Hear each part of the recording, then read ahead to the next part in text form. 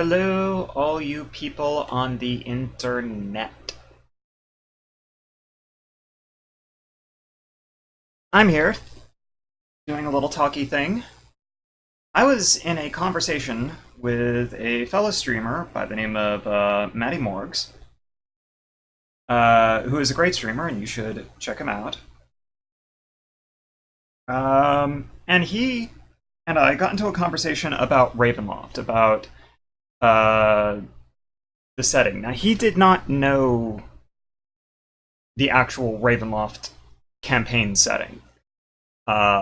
He comes from, a 4th edition background. They really haven't done a Ravenloft for 4th edition. They did one for 3.5, which wasn't bad. A little bit shoehorned, not terrible. But I commented that I don't really think that the 5th edition would really be able to carry something akin to a Ravenloft setting as it is. And this got me thinking about it, and I'm like, okay, fine. So if I was going to do something dark fantasy, horror themed, all of that, and I was going to do it in D&D, how would I do it? Because I think it can be done. Just a matter of, figuring out how one would go about it. And so it's just me and this document. I am going to be calling up information. I'm probably going to be using online resources because they are much better indexed than the books. But I won't be calling them up onto the stream. I'm just going to be calling them up for my own visual. And we're just going to be diving in and seeing what we get. And so just writing down initial thoughts, right? We want to make a campaign setting. How do we do? Well, we already have an initial hook, right? Dark fantasy. Fantasy horror. This is probably completely illegible.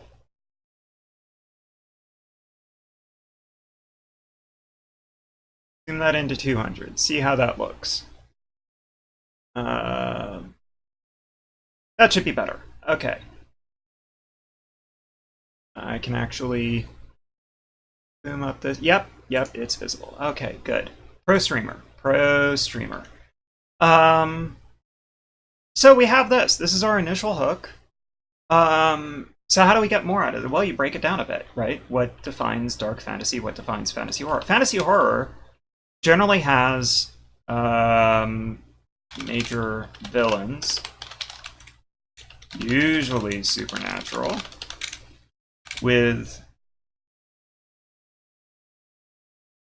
that might have minions, right? Fantasy horror also has a sense of right and wrong, right? I mean, there's a definite morality to horror, right? Horror is oftentimes written around morality. Even the works of H.P. Lovecraft proposed a morality of sorts, right? You wouldn't call it moral, but it did have there was a sense of you done right or you done wrong. I mean, you might be boned either way, but you done right or you done wrong.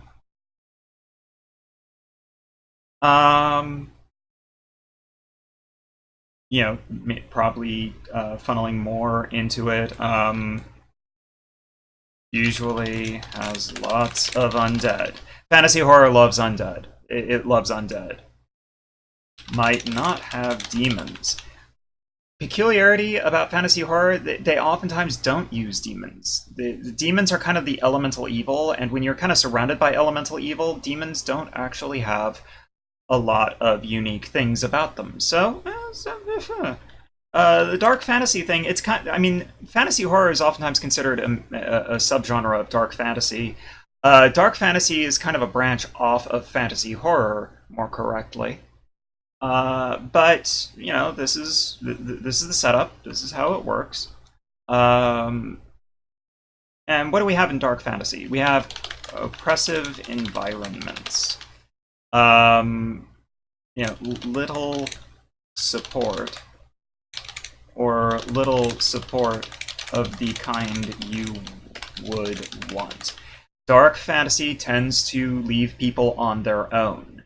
It also tends not to support, or it tends not to have a diversity of support roles, right? You don't have the bards who can sing you more hit points on short rests or long rest. No, it's on short rests. You don't have a lot of the supporting roles. Most of the supporting roles are like fighters who can make your attacks work better or things like that. You're better at killing, but you're not going to be better at overcoming mortal woes as the bard might do and as others might do. There are a few roles that come in, right? The cleric being the classic, but not as many.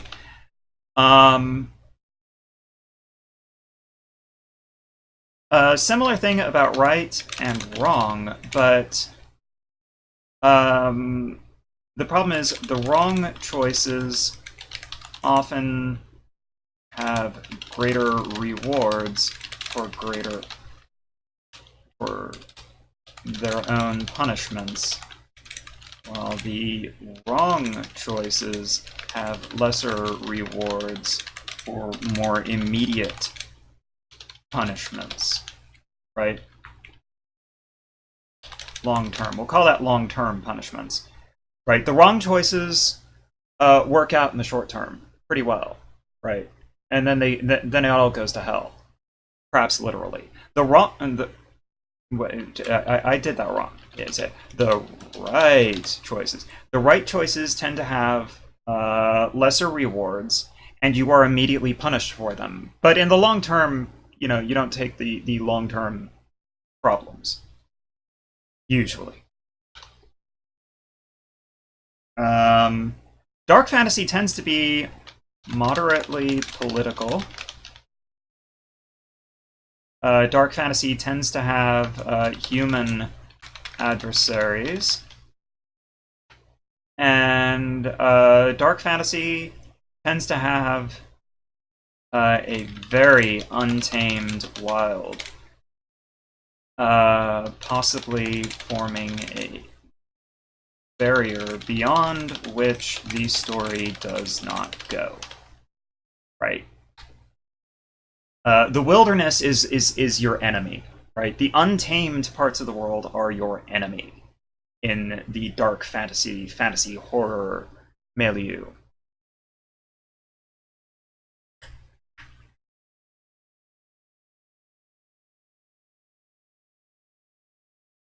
However, you do have. I mean, you are generally going to be wanting to stick to cities, and oftentimes not going to really be able to. You'll veer off into varying degrees of less and less tamedness in the wilderness, right?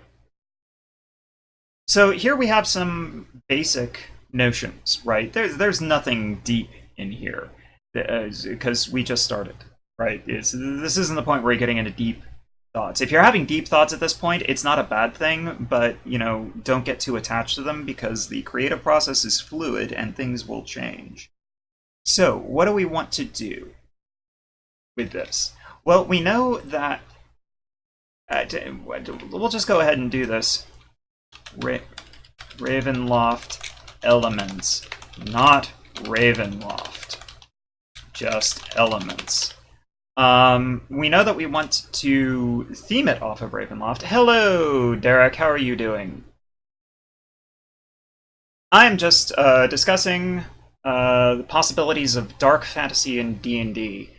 I had a discussion with Matty Morgs about this, and it kind of got me thinking about it. Innistrad, I am not familiar with that. And so I'm just kind of, doing the basic creation process, right? Knock out a setting. I'm not saying I'm going to knock out a setting today, but just get the foundations, maybe work on this further later on. So I'm looking at this setup, and I'm thinking about, okay,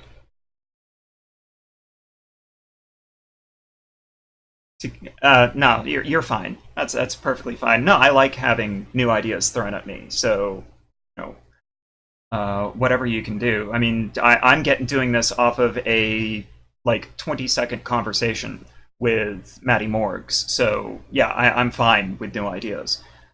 Um, so we have all of this, and I'm suddenly calling to mind. There is a plane chip for it, so if you need inspiration for it, best way to describe it, Ravenloft is written by Lovecraft. That sounds interesting. Um, I will definitely give it a look.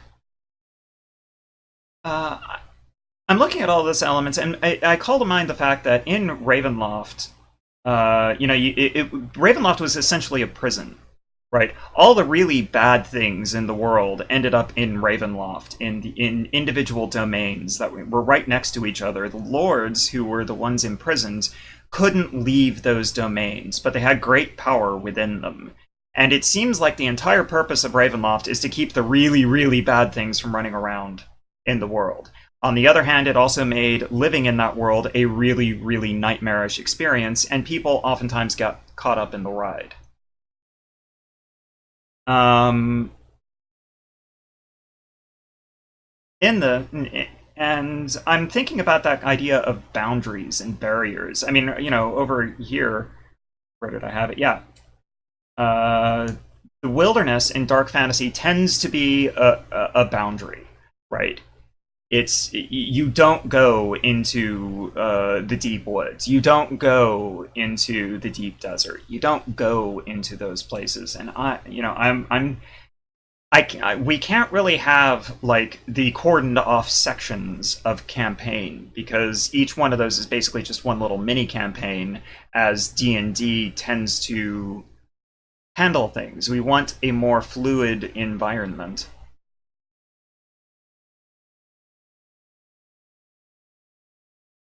Yeah, it's the actually that was one of the interesting things in Ravenloft. There was almost nothing demonic, right? Truly demonic. When they did show up, they were such a violation of the way the world worked that they literally uprooted the natural order around them, and you didn't find them very often.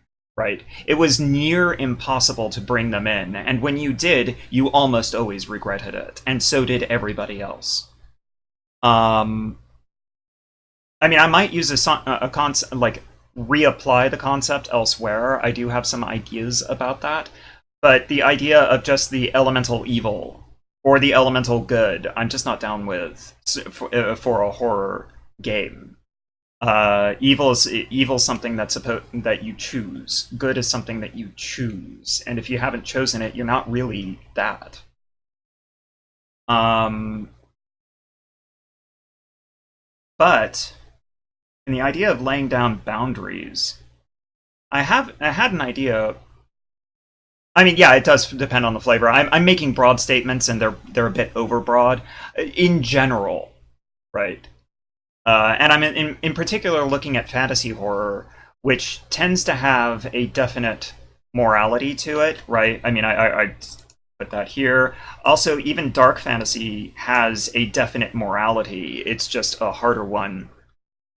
Um, that's okay. Honestly, I'm also trying to get on board with my vision. I don't have a defined idea. This is going through the creative process, right? I'm more or less streaming the creative process as a.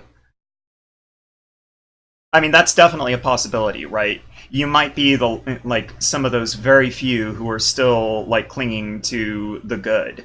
That might be a little bit extreme. Um, but saying that it could very well be that the PCs are among the very few that embrace the good and actively fight for it and carry it with them and try to bring it elsewhere, right? That is definitely a possibility. I mean, it's kind of hard to fight for a world full of wrong, but if it's a world that isn't full of wrong, it's just full of a lot of good people that don't really have the resources or mental strength to fight for it, that's something else, right? Um, I'm contemplating now. I've been working on this idea while we've been talking. Um, in a lot of in particular dark fantasy games, right? Computer games like Salt and Sanctuary, Dragon's Dogma, games like that. Water, in particular, seawater, is um, but the sea is kind of like the last place you go, right? It's where it forms a boundary. I don't think I want to make it quite the boundary that it was in, say, Dragon's Dogma. Um, but I get this idea of horrors of the deep, right? And I had the idea, we always like in Salt and Sanctuary the horror, but the I kind of had this idea that in like Mesopotamia, um, the sea, the sea water, the salt water was viewed as both good and evil. It was evil in that it could kill you, and in fact, in the mythology, it was the blood of Tiamat, whose body was turned into used to create people, and whose blood was used to create the oceans. But it also was the roof of the underworld, keeping the dead and the demonic there. And so I had this idea that if you have like all of these, like we're doing fantasy horror, they're going to be big bad things, right? They're going to be big bad things. They're probably going to be on lands because that's where most campaigns take place. What if the sea wants to drag them in? What if there are horrors in the deep that will actually try to seek them out? Maybe they're not that great at it, right? Maybe the horrors just aren't that powerful. Maybe the horrors have a hard time getting too far inland. Maybe they don't necessarily know exactly what they are looking for.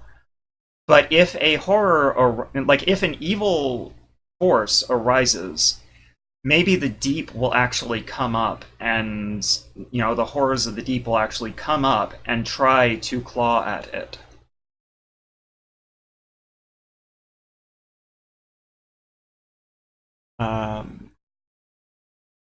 Aboleths would actually be an interesting one. This would actually paint Aboleths not as good things, but as things that kind of do a good work. And Naughty Cakes, thank you for joining. And yes, the ocean was viewed as the boundary between life and death. You could actually roll in a number of other concepts, right? You could reskin a lot of creatures as these horrors of the deep, right? If we're talking about aboleths and things like that, we're already talking about aberrations, and we might actually, I'll put this in question mark, we might actually have aberrations as the creature type that represents these horrors of the deep, which means that they will generally be aquatic, but a lot of them will be able to come up on land and do horrible things to the people that they find, all the while trying to seek out the really tasty ones to drag back down with them. So, let's see. From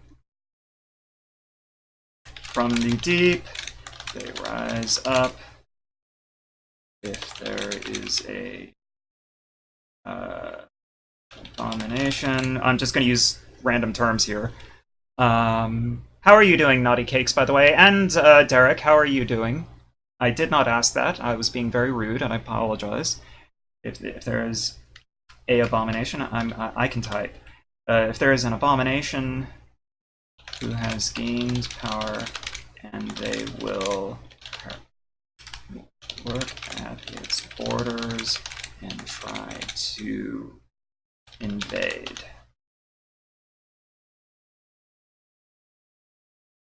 Have work in a bit? Well, fair enough. Hungover from last night? Well, I hope last night was worth it. I definitely do. That's not me being snarky. I legitimately hope that last night was worth it. Drink some water. Water, hangovers occur from dehydration. And so we have a sense that there is actually, sort of a balance of right and wrong, except in this case, the balance is much more like an immune system, right? The immune system actually causes a lot of collateral damage in your body. It gets rid of the diseases, but it can hurt while it's doing that.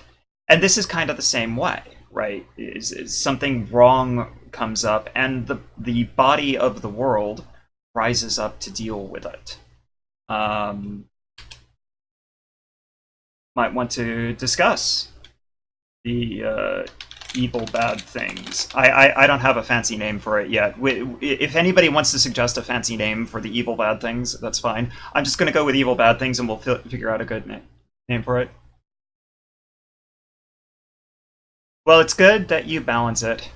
Things that should not be. Yeah, I mean, that is a classic. And I mean, first, we've already kind of established it is a choice to go evil. I'm going to actually go with an old Ravenloft standard here on defining evil. You are not evil by creature type, right? Undead are not automatically evil, even if it's a common tendency. I'm going to throw that down right now, right? Yeah, being an evil bad thing, it's not necessary. You're not born that way. You aren't unborn that way. I don't know how you describe creating an undead thing, but it's not automatic evil, right? Ravenloft was actually the only setting I know of that had more than one good vampire in it. In point of fact, Ravenloft is the only setting I've ever seen that had... They could actually be a neutral predator. Ravenloft, here, get this. Ravenloft had a good mind flayer. I am not kidding. There was a lawful good mind flayer in Ravenloft.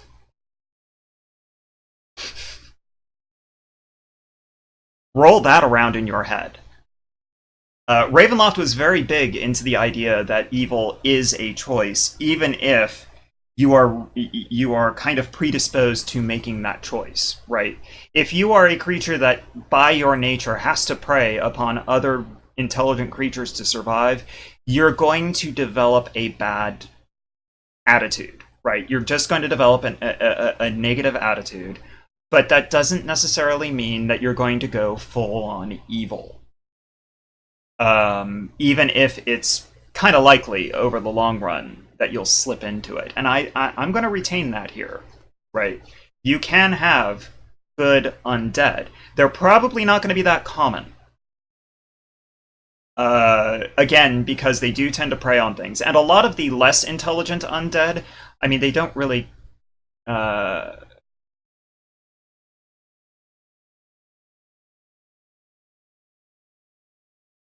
Survival is for the uninspired. Victory is for the strong, and the strong are willing to embrace the darkness. This is my domain, so fall in, soldier. As the enemy rises, darkness is your only hope. After a fashion, that's rousing. Kind of. Sort of. I am reminded I should probably go ahead and save this file so that the autosave will actually be kept. D&D 5e Deep Dark Fantasy. Okay.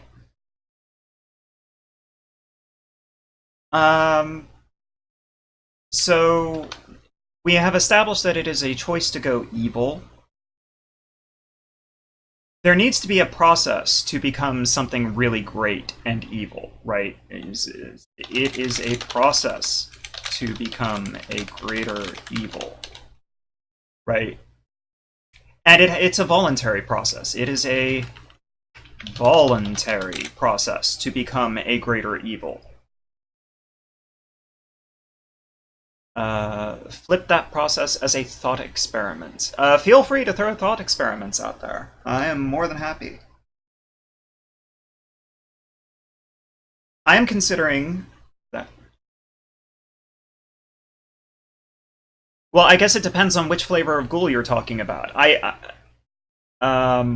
If you're talking about the unintelligent predatory ghoul, then that ghoul has lost a lot of who that paladin was. Probably doesn't have a lot left to go on.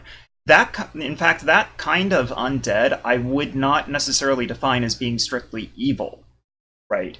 It's a predator. It's horrendously dangerous. Gassed. I mean, there are possibilities. Part of it kind of depends on how often it needs to eat, right? Would be surprised to discover that they have to eat daily to survive, because that would be an awful lot of corpses they're leaving behind them. And if there's more than a couple of them in an area, they're going to be doing a good number to depopulate a society. On the other hand, if we're talking about it has to eat periodically, or maybe even it doesn't, I mean, it's possible that it doesn't actually have to eat. It's driven to eat, right? It is undead. The mortal restraint isn't necessarily a big deal to them, but it may just be that they feel hunger, right? But even if they do need dead flesh, we're talking about a paladin. Part of a paladin's job is to kill bad people, right? They might prefer not to.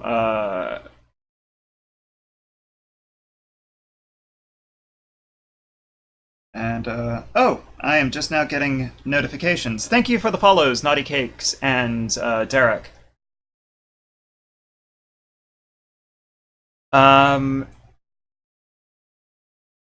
if they have to, a paladin, I mean, they are fighting evil things. They tend to kill them, right? Even if they prefer not to, it tends to go that way. And, I mean, once you've already made someone a corpse, how evil is it to use that corpse to preserve your own life? And I'm not asking that as in that is the answer. I'm asking that as in that is a question, right? And I mean, this is a setting where it's not exactly like elemental good and elemental evil per se, right? D&D's been kind of pulling away from that anyway.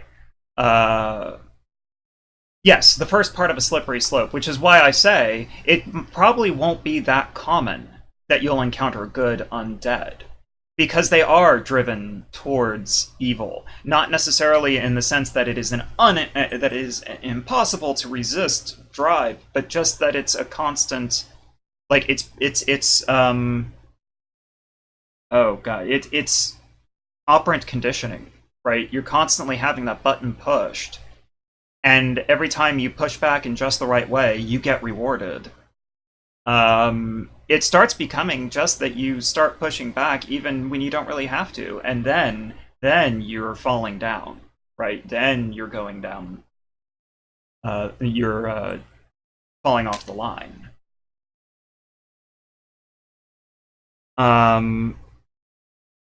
Since we are discussing it, let's go into it. Undead. We will go ahead and transplant this over here. Undead tends to be predatory.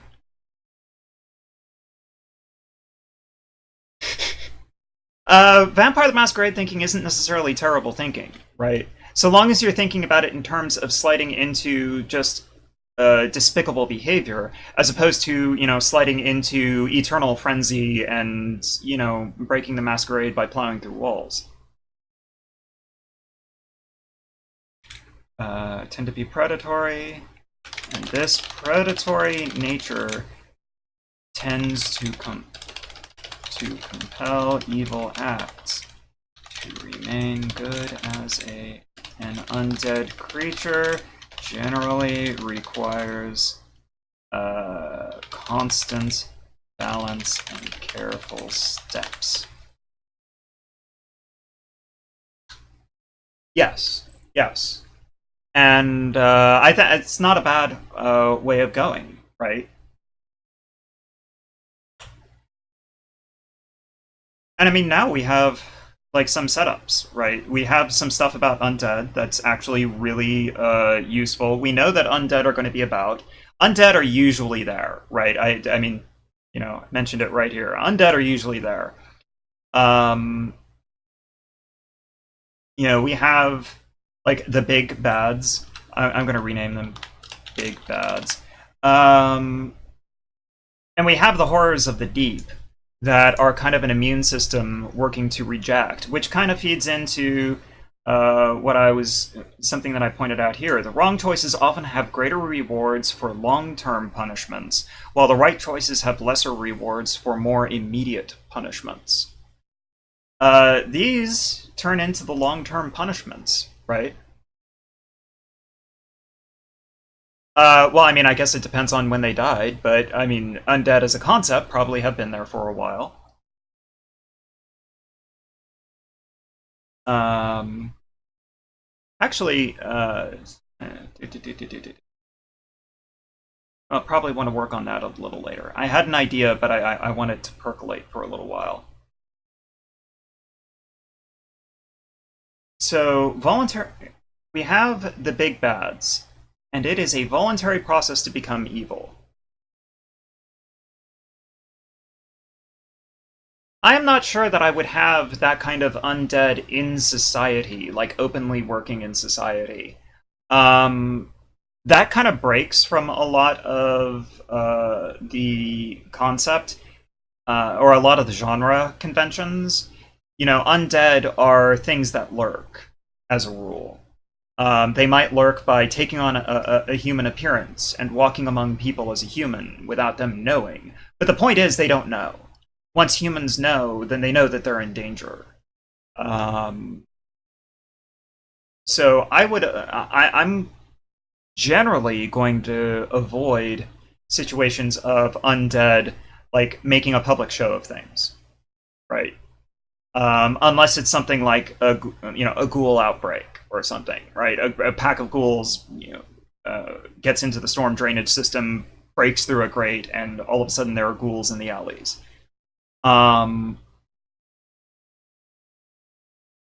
You might also have like a ghost who wanders around the halls and really really likes people staying, because of course the ghost probably is passively energizing itself off of the presence of people there, and the fewer people are there, the more it just kind of sleeps. So it wants people there, and it will keep them there. Voluntary process to become a greater evil. It is a voluntary. It's spelling voluntary act taken to harm others for no benefit other than to gain the power.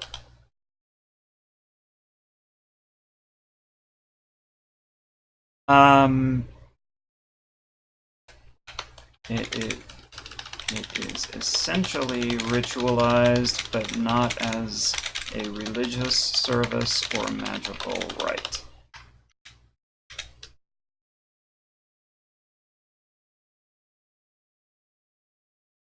I kind of like this idea. That the process of becoming one of these greater evils is literally just making the choice, right? You take you perform an act that is heinous to others, and I say harm to others, I mean something really severe, right? It's not like stealing candy from a baby. This is something really severe that you're not going to gain from, right? The only reason why you do it is to gain some supernatural power from it, right? The act is its own reward. I'm going to write that down. The act is its own reward.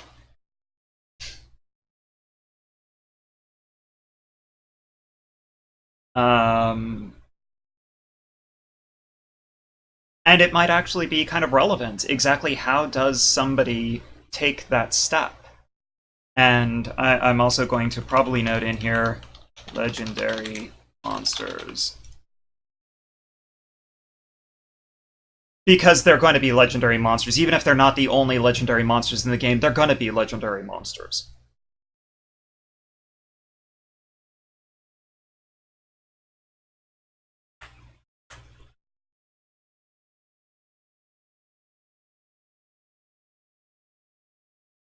So, there is a question about the world at large. We have talked about like cosmology stuff. We need to put it into a world. What kind of a world do we put it into? Well, let's put the obvious one, medieval.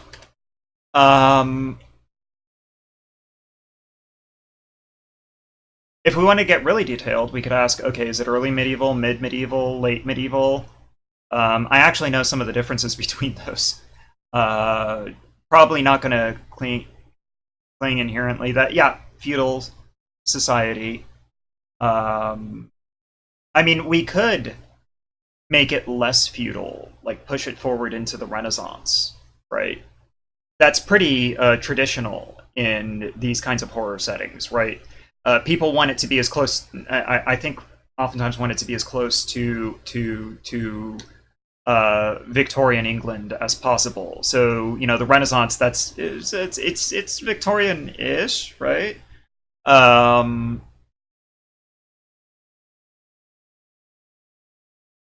not sure if I like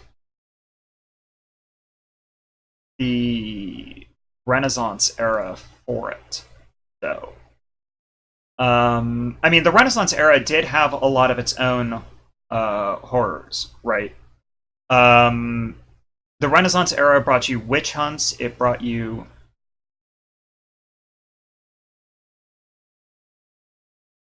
well, naughty cakes. That sounds like a lot of the medieval era.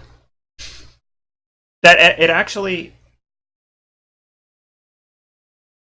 This is true. This is true, Derek. It's actually worth noting that the Renaissance era brought a lot of alleviation of the suffering of poverty, in that there was less, there were fewer people to do jobs because, Black Death. And so people could ask for a higher wage, right? With fewer people to do the jobs, you tended to pay them more. This ended up turning around and biting people in the ass because it caused inflation. But, oh well.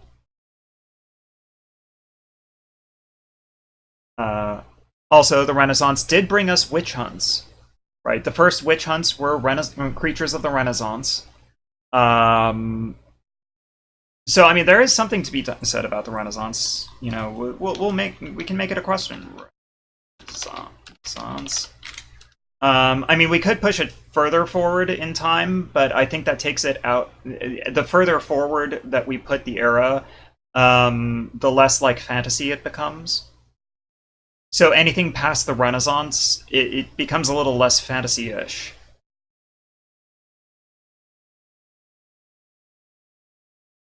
The medieval era did bring us some fairly interesting elements. People openly practiced witchcraft without any complaint from their neighbors, for instance. The educated were not assumed to be in league with the devil, which was one of the presumptions of the Renaissance.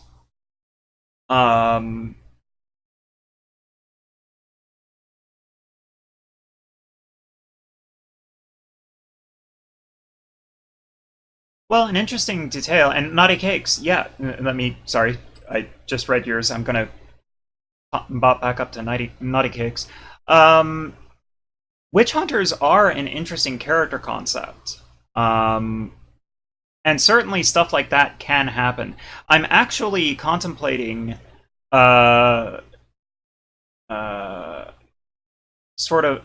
adapting one of the character classes from Ravenloft, second and third ed, or at second ed, into a fighter subclass.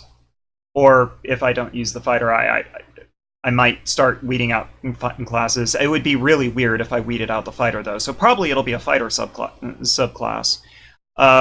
They had a class called the Avenger, which was actually kind of a neat one that they just never balanced right. It was always underpowered. But we don't have to use the underpowered version. We can actually give it reasonable capabilities. And the Avenger kind of plays off something like the classical Witch Hunter. Just to break it down, yeah, Avenger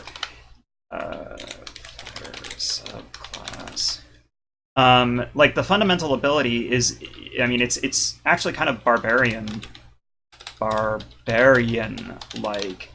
It has the ability to enter. They didn't name it, but I'm just going to call it a vendetta state, where they gain temporary hit points and possible other benefits. Possibly make it easier to make certain saves, get resistances to certain damage, something like that. It depends on how we work it out.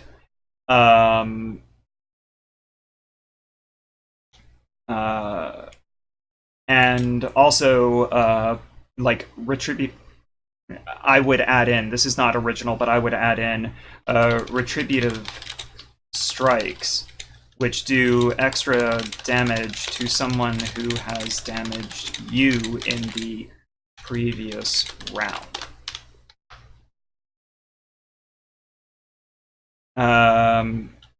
I'm going to put that as a question mark because that's not like the original concept. Another possible question mark is favored enemy. Certainly if we dropped in the favored enemy, that would kind of fit the pattern for a lot of the Witch Hunter types, right? And this is very much a concept akin to the Witch Hunter. This is somebody who is avenging, right?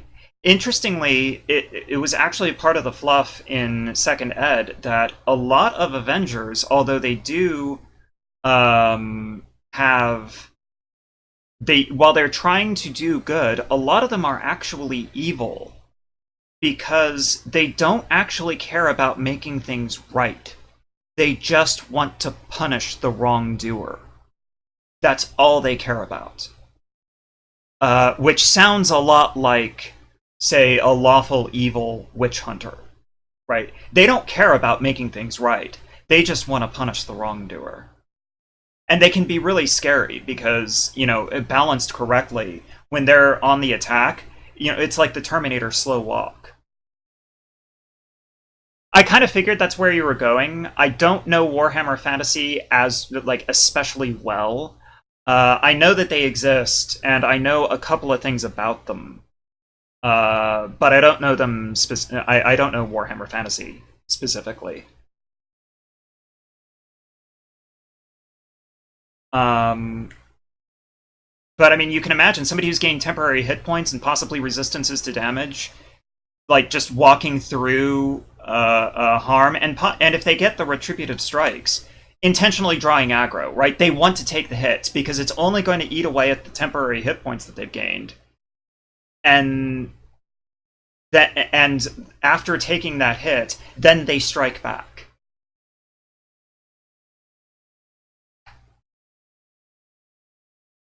Yeah, rather like 40k. This, the Avenger concept could slot into that. You want to take a specific background, like a religious background, and add that to, really work in the idea that, yes, I am a witch hunter. But, that concept that they will walk into any situation, that they will burn down any building, that they will strike down any person on their way to evil. That actually kind of fits the Avenger concept. I really loved the Avenger concept. I just wish that they had actually given it, reasonable abilities. Because it sucked in second ed. I mean, it was okay at level 1, because, when you entered the Vendetta state, you gained 10 temporary hit points. The problem is you'd still be gaining 10 temporary hit points at level 10. Well, thanks.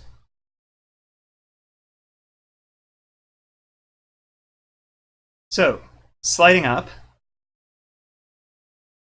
Um, One interesting thing about the early medieval is how little nobility there was.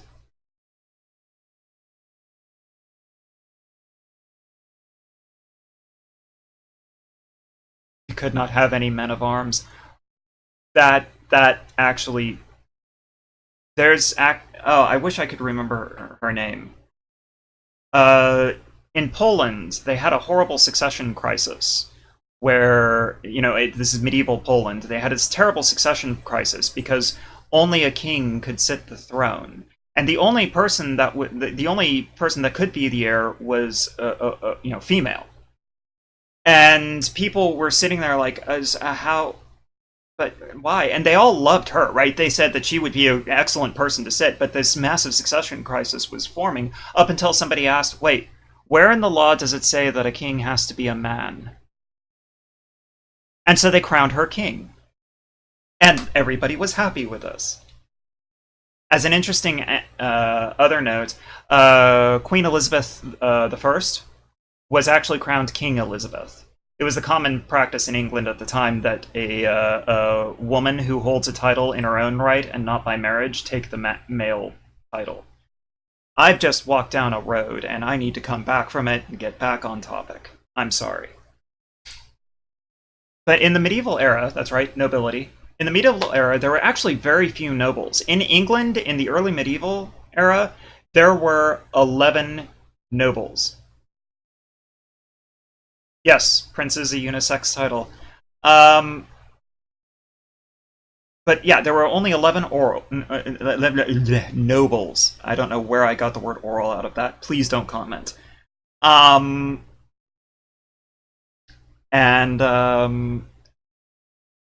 then there was the one king. That was the entirety of the nobility. Now, there was a gentry surrounding them. I believe...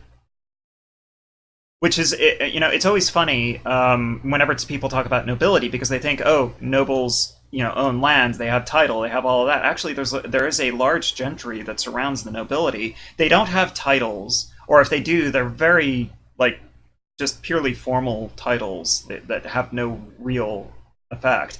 They have a lot of the privilege, a lot of the right. They don't have any of the authority. They don't have any of the... They don't really have position, right? Just an interesting idea, you could actually be playing a noble, like a quote-unquote noble, but actually be one of the gentry, and, you were the third child. The first child took the lands, the second child went and joined the church. You became an adventurer. What else is there? Incidentally, many of the conquistadors were third children of nobles.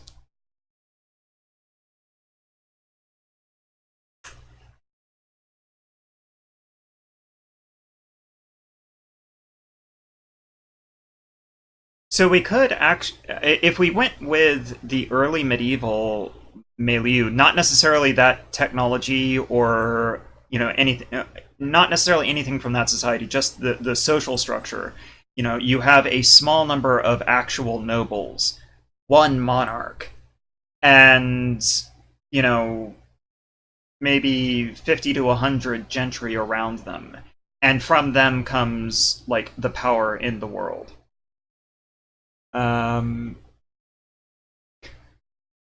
Derek, one thing I would point out is that I am, although I'm not employed, I am a librarian, and I am a fantasy geek and a sci-fi geek. I do a lot of research, really just for fun, right? So a lot of my knowledge base, it's not that I have any deep hidden knowledge. I just spent a lot of time at this on my own. So I mean, you don't actually have to know all of this stuff to be able to deal with all of this. Honestly, just looking it up in Wikipedia will give you a decent basis, right? It'll at least come somewhat from reality. And when I'm creating something, I tend to follow reality. Like I set a destination, right? I set some place that I want to go, and I follow reality as far as it'll go. And then where that drops off and it won't take me anywhere, that's where I start making stuff up. Naughty cakes. Some dark settings, they like to make it at the forefront known that a noble has incestuous relationships. I mean, yeah, that did happen. Um, yeah, the Normans were a special breed, and very well bred in the dog sense. Um, and your knowledge base is in Derek. Your knowledge base is in psychology, more focused on emotionally impacting players. The modern horror genre makes a lot of sense for you, right? It makes sense to me that you are a horror GM because that would be right up your alley. Naughty cakes. It's sometimes used as a way of saying, "Look how gross these people are." I mean, it depends on the severity, right? Although we might find it to be kind of questionable, there isn't any immediate like genetic consequence if one were to, for instance, have a child with one's cousin. Um, Although repeatedly doing like repeated generations of that kind of behavior can lead to some problems. Um, on the other hand, among like oh god, which family? I think it was the Habsburgs. There were kings in in different nations that were more closely related to each other than most parents are to their children.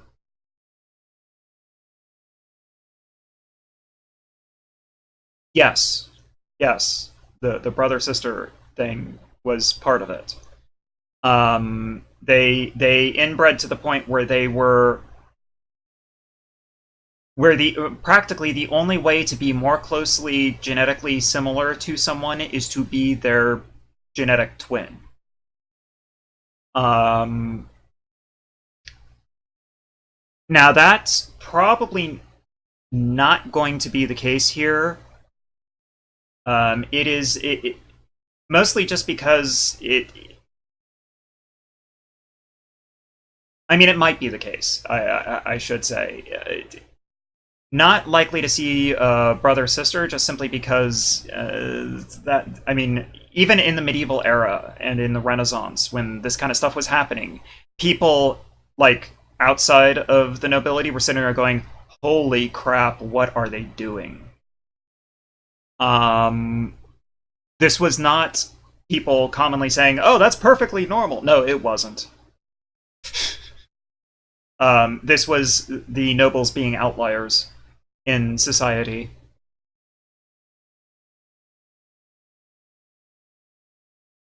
Yes, they were doing each other. That is exactly right. Incidentally, while we're talking about Vampire the Masquerade, um, there is, if you go to the drive-through RPG spinoff for the World of Darkness, I forget what it's. I think what is it called? I forget what that one's called. But if you go to it, there is a third-party Bloodline book for the Karnsteins that is actually based on this. Right, it's based on that really inbred noble house. I think it is actually based on the Habsburgs, and that they actually directly descend from it. And like one of their, if I remember correctly, one of their clan vulnerabilities is that they can't feed off of anyone who isn't at least somewhat related to them. And so they maintain the inbreeding of their families in order to keep a herd.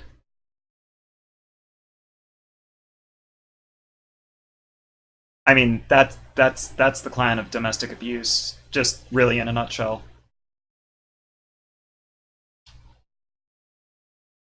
But reeling it back in,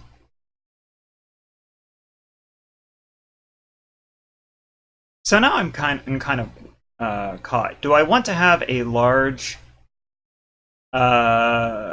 nobility, or do I want to have a small one? A large nobility presents the possibility of like a lot of big and powerful people that you can run into and get on the wrong side of, and all of that.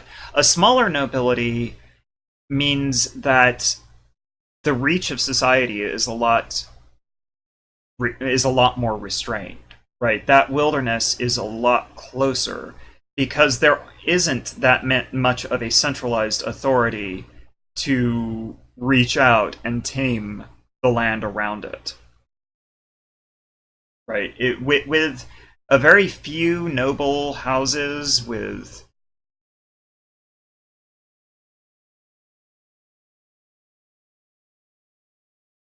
that is another possibility, certainly. Having a, doing something akin, I mean, I realize that I'm now backdating this whole eras, but doing something akin to the fall of the Roman Empire is an interesting way of kind of balancing it out.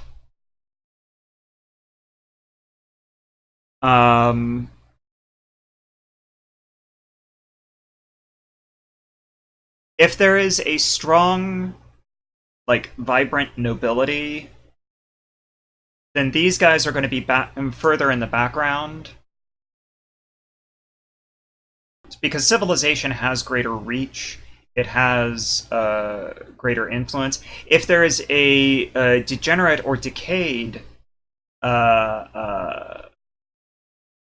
nobility, these big bads might actually be taking the places of a lot of this nobility, right? Standing in their place.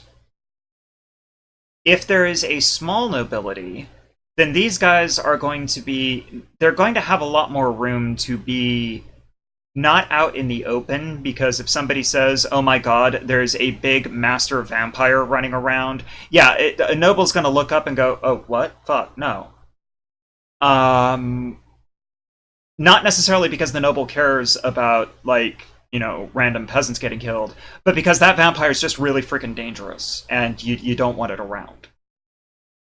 Unless, of course, the noble's in the pocket of the vampire, which is always a possibility. And it does mean that if a noble does get into the pocket of something horrible, that's a lot of society that has gotten into the pocket of that horror. Whereas with if you have a large nobility, even if a monster puts, like, a duke in its pocket, it's surprisingly less influence than you might think, because that duke's power is much of it is actually doled out to lesser lords, who, yes, they have to maintain their fealty. They might have to.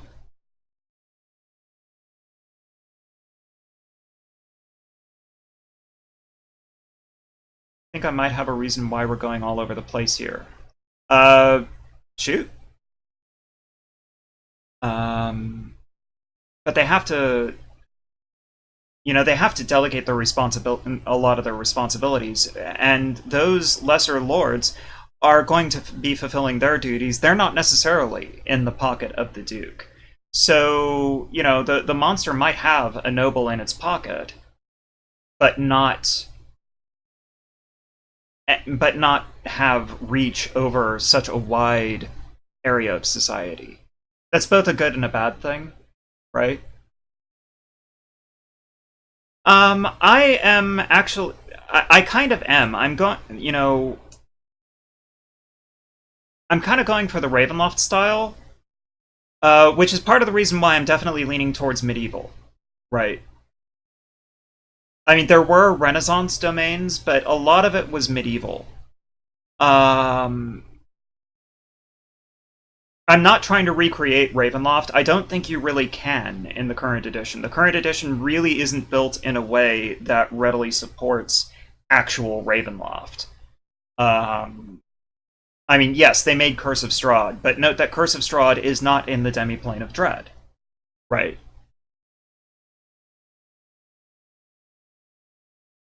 And even Curse of Strahd was written very, very differently from the prior iterations. The 3.5 edition House of Strahd, or the first edition uh, Ravenloft adventure module.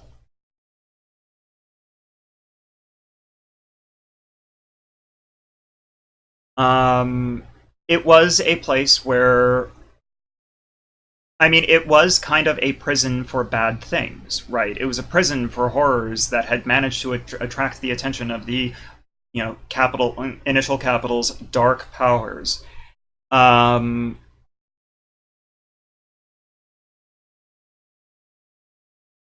the problem that I'm running into is that is that I can go in basically two way or three ways, as you point out.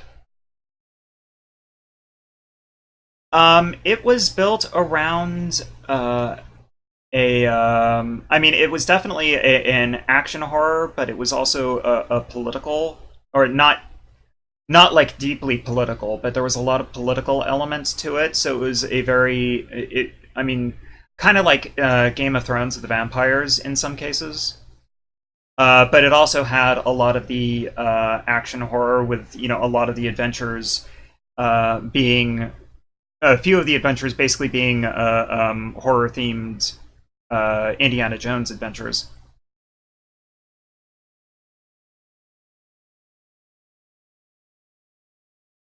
Well, to some extent, it has to be able to support um, like multiples of these, not necessarily all of them, right? But it has to be able to support a diversity because campaigns are more than one adventure, right? A slasher movie is like an adventure module, right? The Exorcist is a really weird adventure module, right? It would be a terrible adventure module. It's a great movie, don't get me wrong. It's just it's a terrible adventure module. Um,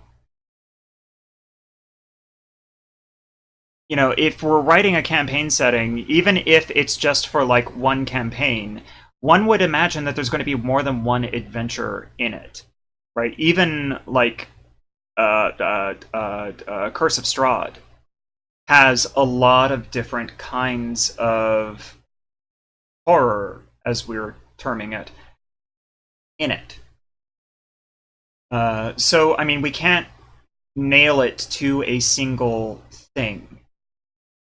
And it's just like in Ravenloft, right? You mentioned isolation in a crowd. Well, there's also isolation in the wilderness. Um, there's, I mean, there were some where it's literally, chased by the unrelenting predator. I don't know what the specific term is for that. I don't know specific terms for a lot of these things. I know the theory, I know the concepts. I just don't know what it's called. There was even a viral plague.